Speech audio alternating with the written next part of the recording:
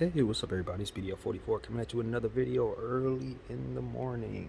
I'm not out of bed at all. It's about 6:30 in the morning Pacific time. I got up and watched some Laker highlights because I was having a difficulty last night finding a link for myself. Um, and I wanted to talk about what I saw in the highlights as it's fresh in my head.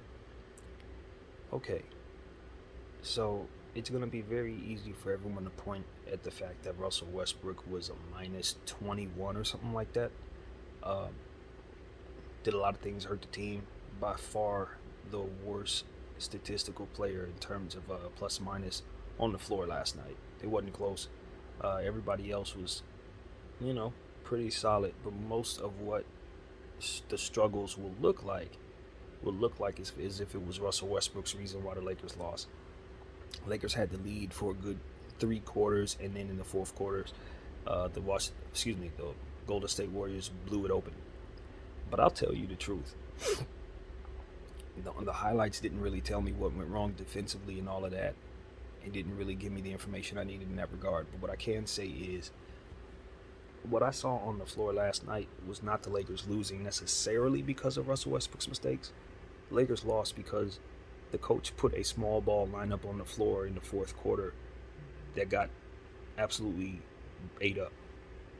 We had no rebounders on the ground for ourselves, and as a result, the Golden State Warriors were getting whatever they wanted.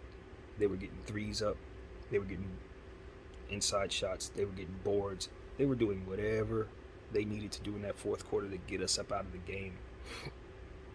I understand that our team likes playing AD at the five, and sometimes we can get away with putting Braun at the four, and then you have like a Rondo, Bazemore, and like some type of three down there. That was the lineup that we had out there yesterday in the fourth quarter.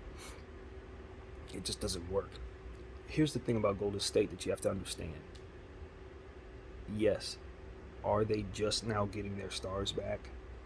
And if you listen to the media, you listen to people who don't really follow their team like that, you're going to hear them say things like, this is not 2017. These are not the old Golden State Warriors. Clay has to come back. We got to see how he is. Steph is a little older now, such and such. But I'm telling you that I've broken down all the rosters in the league this year. The Golden State Warriors are one of the deepest teams out there, man. They are at least a top 4, top 5 deepest team in all of basketball. And it ain't got nothing to do with Steph Curry or Klay Thompson or Draymond Green. Nothing to do with those guys. It's because of the Moses Moody's, the Jonathan Kumingas, the Bielitsas who balled out last night. Guys like that. Juan Toscano Anderson. Obviously Jordan Poole, who's breaking out. Lee. I mean, the names go on forever. You have to understand, Steph, Clay, and Dre can literally sit, and they have plenty of talent to compete with. This is not the Golden State Warriors with KD, because that team, in my honest and humble opinion, were top heavy, and their role players were kind of like vets who complemented that team. That's not what you have on this Golden State Warrior team. What you have is a Golden State Warrior team full of young guys who want to make a name for themselves one day, who want to be in Steph and Clay's and Dre's position themselves one day. You don't have role players on the back of that bench. You have upside guys who are going to find ways of making $100 million in this league. And what you have to understand is they're going to carry most of the heavy load during the regular season. So in my mind, they are the best team in the Western Conference, not the Lakers in the regular season, because they have the horses to carry them through the regular season. While the Lakers, when they go to their bench and some of their secondary rotations, we have older players who are not going to tear the world down. They're not. So that's what I know going into this game, and I was not surprised to see the Golden State Warriors not have some of the struggles that the Lakers have. We have an awkward fit that we have to figure out how it's going to work. Russell Westbrook, LeBron James, it's just going to be an awkward fit until they figure out how to play with one another. People have to learn Russell Westbrook's style. He plays at a very unique pace, and he's mastered that pace. Unfortunately, nobody else plays at it So he's going to have to incorporate himself everywhere he goes. And as he does so, mistakes will be made. I am not a fan of his facilitating style. Some of the things that he likes to do naturally don't look pretty to me. They don't appear to be sound plays to me. But they work once you get enough reps with him doing them. I've seen many a player learn Russell Westbrook's style and play well with him. So it just takes time. Refer to Bradley Beal if you really want to know where the hope is in regards to Russell Westbrook. Bradley Beal says that that's his greatest teammate. Said he came in and taught him how to work hard. Said he came in and taught him how to incorporate, how to work his body and do better things for his body so he could have the long haul road that he wants to take in his career. Russell Westbrook helped Bradley Beal more than anybody else he's played with. And so that's what I refer to when my pessimistic mindset takes over and seeing stuff like last night in this preseason. I know who Russell Westbrook is, and we just have to get used to him, and he has to get used to being in LA.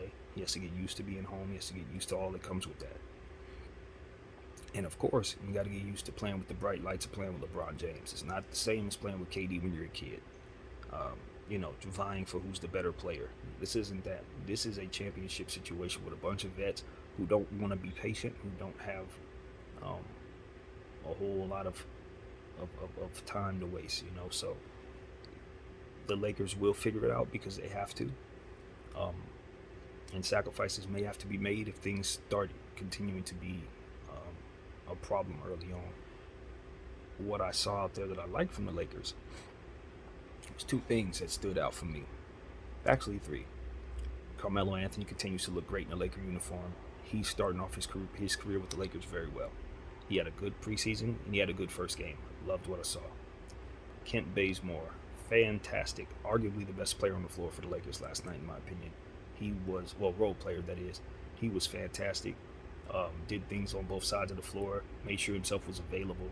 Hit big shots. I didn't have nothing wrong to see with Kent Bazemore. I like the idea that we're starting him. And I think we should continue starting him if we can't find anything else at that shooting guard spot. He's been great. I liked what I saw out of Avery Bradley. Even though he was a part of the lineup that ultimately gave the game back, when he came in, he gave us a spark. That deficit went from 7-2 quickly. He came and played defense and hit shots. Clearly, Avery Bradley was a huge pickup. Clearly, we need to use him a lot this year.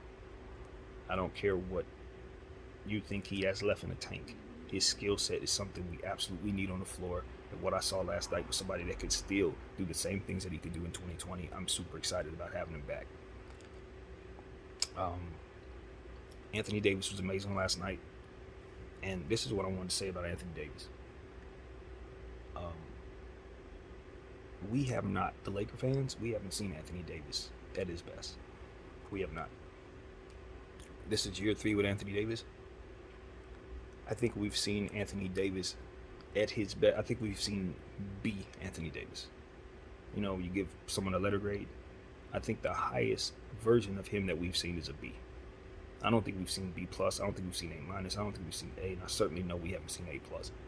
Anthony Davis, when he's at his best, can give you 60 points, about 17 rebounds, about 4 blocks, 3 assists, 3 steals. Like, that's him at his highest peak. He can be much, much greater than we've seen him be. He could be much more aggressive than we've seen him be, and he could take on a heavier load than he's asked to. And I'm ready to see real Anthony Davis. A player this great don't go too long without reminding everybody how great he is.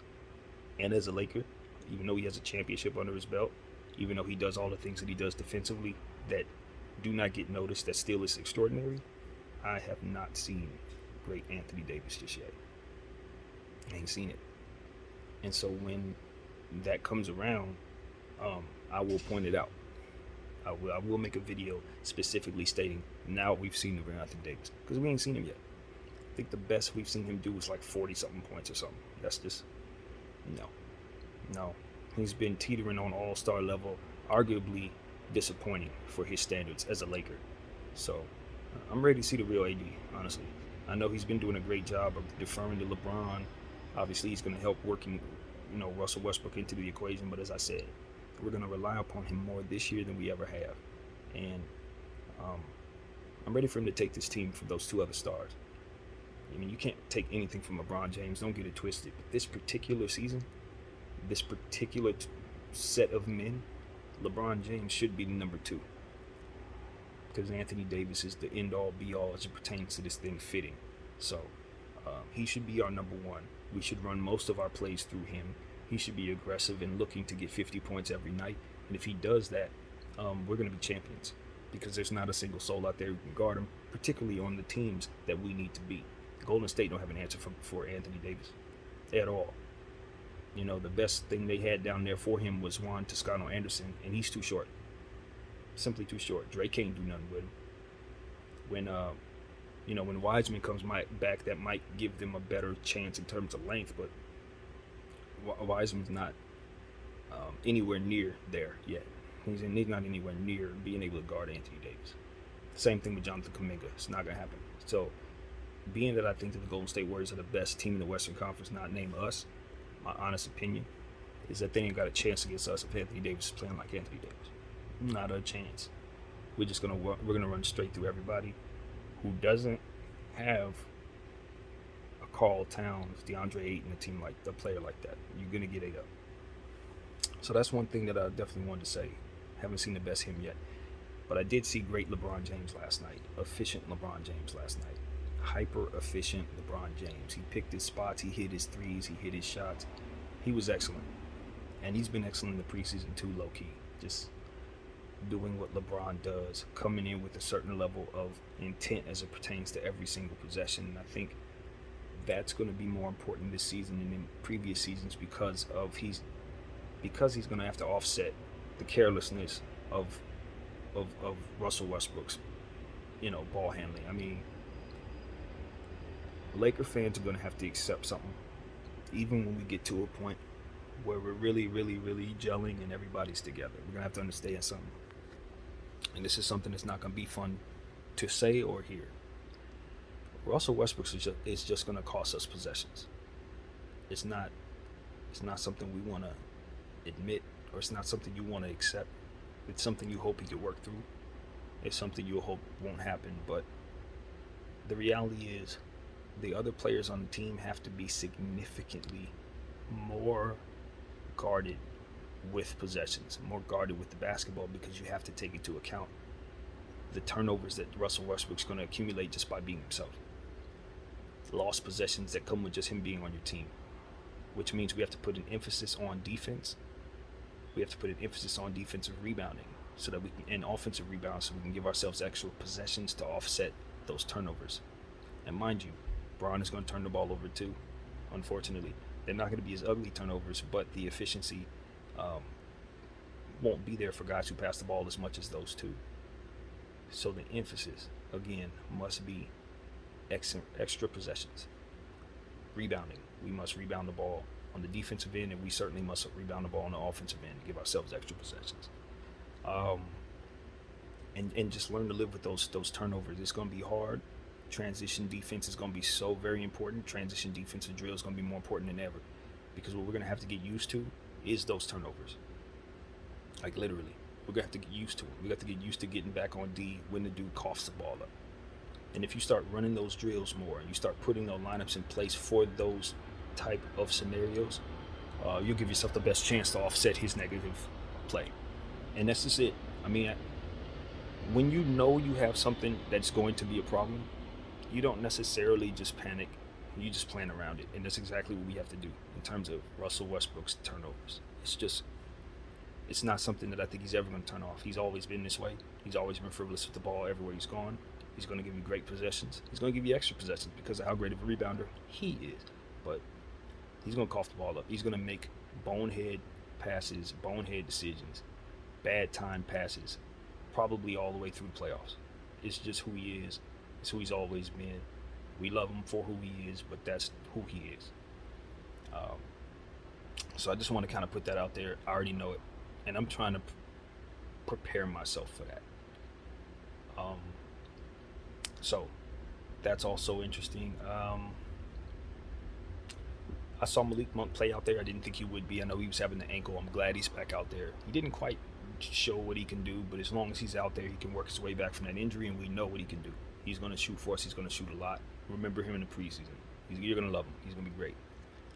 The only thing that I would say is he does have the lowest arm length of anyone on the team, so that doesn't translate to good defense in theory. But I don't think we care when we talk about a shooter like that. A guy with that much talent could put up 18 points real quick, all threes. You're definitely happy to have Malik Monk on the floor. So we got to play him in, and I think we'll be happy to. Rondo. Here's the deal, man. I want Rondo right here. I love him on this team. I like what he brings to the table. I don't need to see him this much on the floor. I said this in the preseason. I'll say it in the regular season. This ain't 2020 as it pertains to Rondo's role. I don't need him out there as much.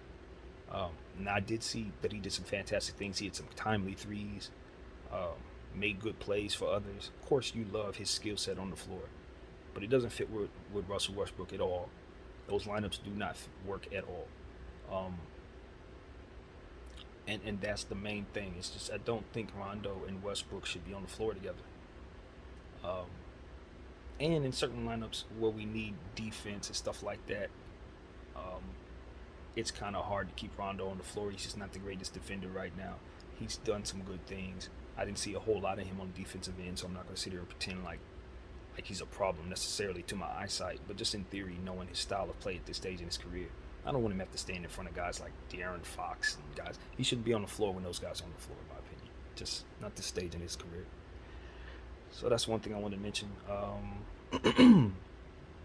Yeah, that's pretty much it. I don't know that DeAndre Jordan did some great things in the preseason. I know we started him in yesterday's game.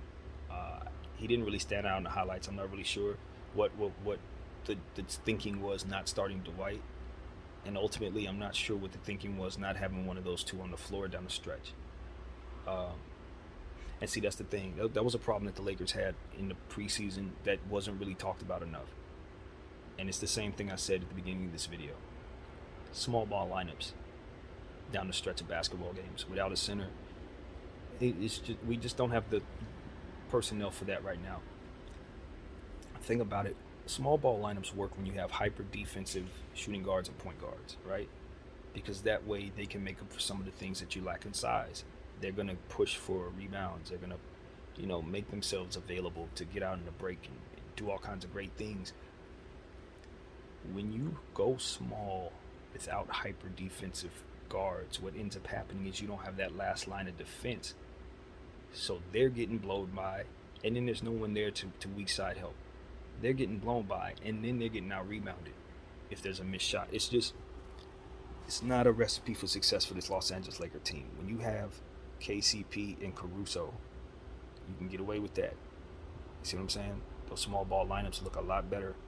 But when you're down there running guys that are not defensive, and you think you're going to get away with no big man on the floor against a talented team like Golden State, you're getting blown out. I don't care what the score is. At that moment, you put that little bitty team on the floor, they're going to beat you. And that's what we saw. That's what we saw in the preseason in some of those losses. Frank Vogel continued to run them little tiny small ball lineups out there with AD at the 5. And it looked like crap because our guards don't defend. So that's something that I know. We're going to have to adjust to the idea that we're going to need to use our centers more. We have them. This small ball crap, I love AD at the 5, but it ain't going to work like that this year. We need better defensive guards. Do it with Avery Bradley on the floor. But if he ain't on the floor, and Bazemore ain't on the floor, if we don't have the defensive guys on the floor, put a center on the ground, man. We have them. Put Dwight out there. Put, DeAndre out there. Put Huff out there. Don't leave us out there without a center. And you know what the elephant in the room is? You know why that is? Because AD ain't that great of a rebounder, historically. He will get a lot of rebounders because they're tip rebounds, because of his length. He will pull down boards. But his positioning, boxing people out, his positioning, bumping with people, all of that, that's not his strength. He's actually below average for his tier of player as it pertains to rebounding the ball. He's not. He ain't up to par. And I've been saying that since he got here. That's why we needed Dwight so bad last year, in my opinion. It's because AD ain't that great of a rebounder. He's just not. So when you have situations down there where he's your center, And then you got LeBron James out there who's going to rebound, but not like he did when he was a kid. And then you put a bunch of non-defensive guards out there who just going to get blown by. Your possessions are going to be lost, man. You miss a shot, going the other way. And then they're going to use that size matchup against you on the other end. It just don't work, Frank. That's what I'm here to say. The small ball didn't work in the preseason. It's not working to start the season. It does not look as good this year. I, for one, am not a fan of small ball to begin with. I just don't like the idea of having small players out there because of what I'm saying, rebounding and things of that nature. But more so about the personnel specifically that we have. We just don't have good small ball lineups, period. So that's what I think. AD can play at the 5, but make sure you have the right players with him down there. Don't have non-rebounders down there with him, period. So that's one thing. And that's really what I got, man. You know, just love the fact that Avery Bradley was able to come off the bench in a time when we were down, real, it looking crazy, and then he came in and just really just shot a little bit of energy into our team. That was probably the very thing that really stood out. Out of all the stuff that was going on, the ebbs and flows of the game, he was like a monkey wrench that we threw into the Golden State Warriors that they didn't really know what to do with. And the funny thing was, is they just waived him last week. They just waived him. Well, not even last week, like 3 days ago. So, one thing I like about the Lakers have done is they have done a good job of snatching a player from the Nets and snatching a player from the Warriors. Getting Sekou Doumbouya and DeAndre Jordan. That was a very, very, very strategic move of making sure you have something from that Nets locker room to refer to when you're going up against them, particularly if in the finals, if it happens like that. You want as many people who are familiar with the enemy and many people who were in the enemy's territory as possible on your roster. And I think that both teams, the Nets and the Lakers, have done a good job of kind of putting players from other teams that they're going to have to deal with on their squad. So yeah, I'm watching both teams. They're doing it. And that's something that a lot of championship teams do. You'll notice in the historically, a lot of championship teams have put players from previous rivalries or previous battles that they know of players that they're going to have to, refer to when going up against these old teams. You'll see that a lot. That's been done many times. So, yeah, man. I think that's what I got. I wish I could have gave y'all more. Obviously, I didn't see the full game. But, the sacrifices we make when we're trying to do certain things financially. I'm not buying League Pass. I'm not even buying, cable. I'm just trying to hold my shares, as you guys know. So that's what it is, man. I thank y'all for watching. Of course, I'm going to be following basketball as it goes forward. Tonight is tip-off for the rest of the teams. I think most of the rest of the teams, if not all of them. And we're going to get a chance to see some of our favorite young players, teams that I've been documenting in my talk series. You're going to be able to see about all of these teams and see how my assessment stacks up against what's going on. So I'm excited about that. I thank you guys for checking out what I'm doing there. And that's what I got, man. My name's BDL44. Y'all have a fantastic morning. Welcome back, NBA. Peace.